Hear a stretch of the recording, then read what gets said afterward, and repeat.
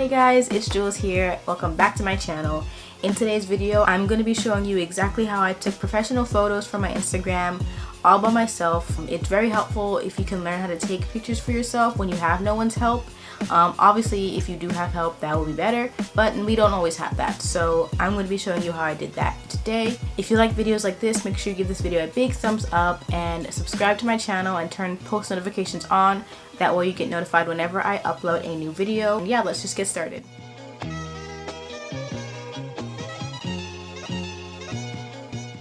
So the look I'm going for my picture is a studio type of photo. I want it to look professional and I want it to look like it wasn't taken in my bedroom. So the way I did this was by pinning up big queen size blankets, one on the wall and then I also draped one on the floor to kind of make it look like it was a backdrop. I also added some things on the ground that were different heights to give my picture a more dynamic level. That way it doesn't look like I'm just sitting on a blanket. It looks like the background is a lot more full.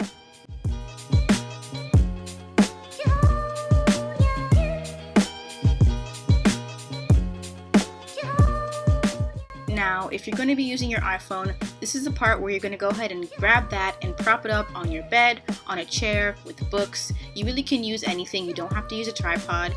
As long as it's standing straight forward, you're good. If you're using a DSLR camera like I am, the best way to take your picture is by turning your tripod sideways to get a 90-degree angle, and that way you can post it on Instagram a lot easier. Props, I decided to go with something super simple, which were my plants that I had in my room for decorations. This added to my theme a lot better because I have a lot of green and white in my Instagram page, so I felt like the plants would be a nice background and they weren't too loud to distract from my actual picture. I will also be linking down below the remote I used for my camera that helped me take pictures a lot easier. If you don't have an autofocus camera, I highly recommend buying a remote. Now for my favorite part of the video, which is the editing portion. For this video, I'm going to be showing you how I edit these on VSCO. For myself, since I went ahead and used my professional camera for these pictures, I also went ahead and used Lightroom, which is a professional photo editor. But I'm going to show you how you can compare the VSCO editing and Lightroom and show you that they're very similar, and if you don't have Lightroom, you can always find ways to kind of make them look nice on VSCO. So I'm going to be comparing the ones I used with Lightroom and trying to make them look similar on VSCO. So a little disclaimer, I already cropped out my pictures so that the only things you can see in them are the backdrop that I made, and that helps the pictures look more professional because you cannot see any of the closet behind me or the wall behind me. It only looks like that I'm sitting on the blanket, and it makes the picture look a lot better.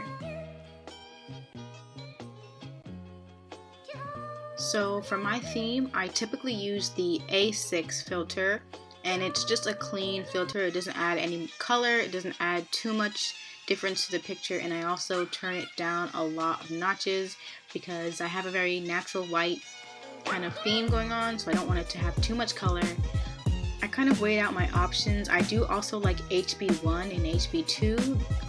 I used A6 at the end of the result, and I use that for all my pictures because I just like them to have all a cohesive look. But these are some of the options. I think they all look really nice, but I had to kind of pick one because I don't want to mess up my theme. So I went ahead and picked A6 and I brought the filter down a ton. On the left here is how the picture ended up looking when I edited on Lightroom, and we're going to try and get it as close as possible using VSCO. So as you can see, the Lightroom picture has a very low contrast. It's very nice and clean, just a white edit, not too much color. And on VSCO, I went ahead and just brought up the contrast a ton so that I can get that bright look, and I also brought up the exposure as well. On VSCO, you'll notice that it's a lot more contrasted and a lot more vibrant, and I think that is something that VSCO is good at, is making pictures look a lot more vibrant. But for the Lightroom edit, I wanted it to be a lot more muted, and I didn't want the picture to be too bold and contrasty, which is why it looks a little bit different.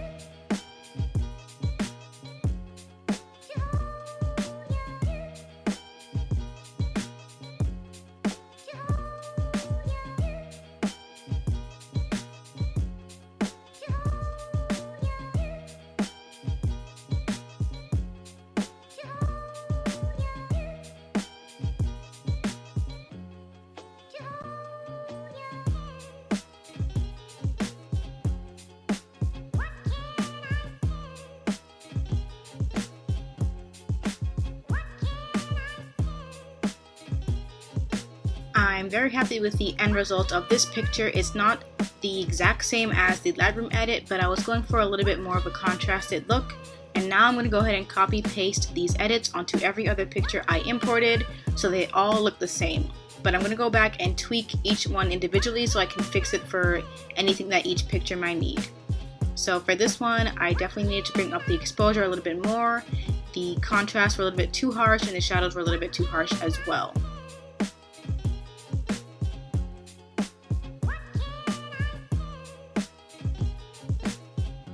For this picture, there was a little bit of red showing in the corner of the picture from my blanket, so I went ahead and cropped that out just a little bit more. I cropped out the tip of my knee only because the other part of my knee was cropped out anyway, so it didn't really make the picture look too off.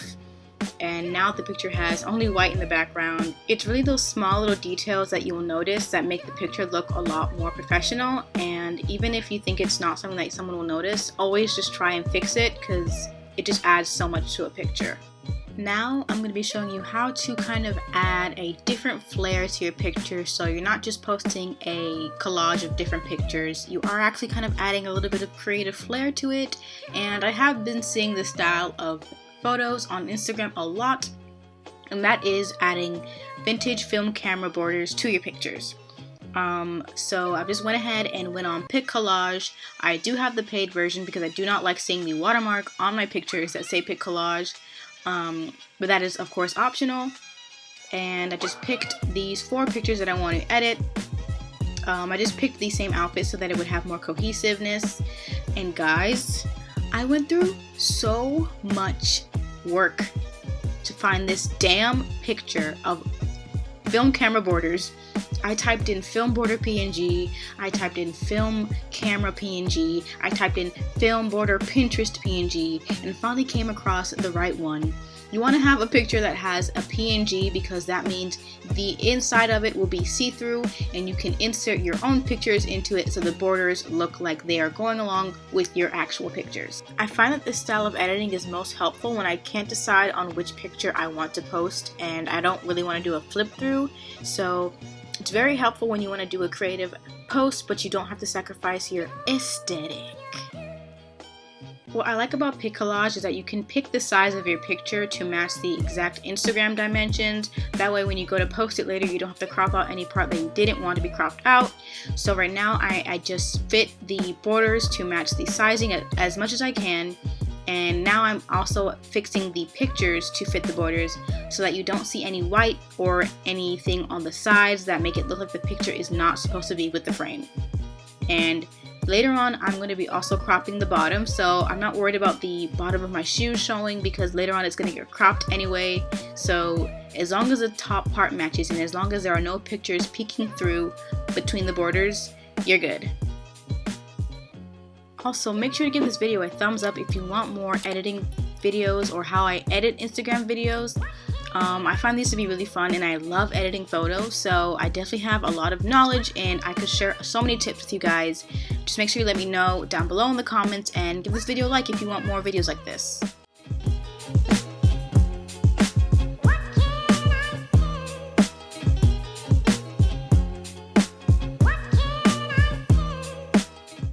Alright, so I finished all the edits that I wanted to do on Pic Collage and now the picture is perfect and ready for me to crop in my Photos app.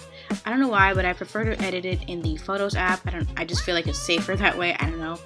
But yeah, I'm just going to go ahead and crop the bottom out so you do not see my sneakers peeking through. And now the photo looks like it is printed on a film camera and it looks very nice and clean. I hope you guys enjoyed this video, and yeah, make sure you give this video a big thumbs up and subscribe to my channel and turn post notifications on, and I will see you in my next video.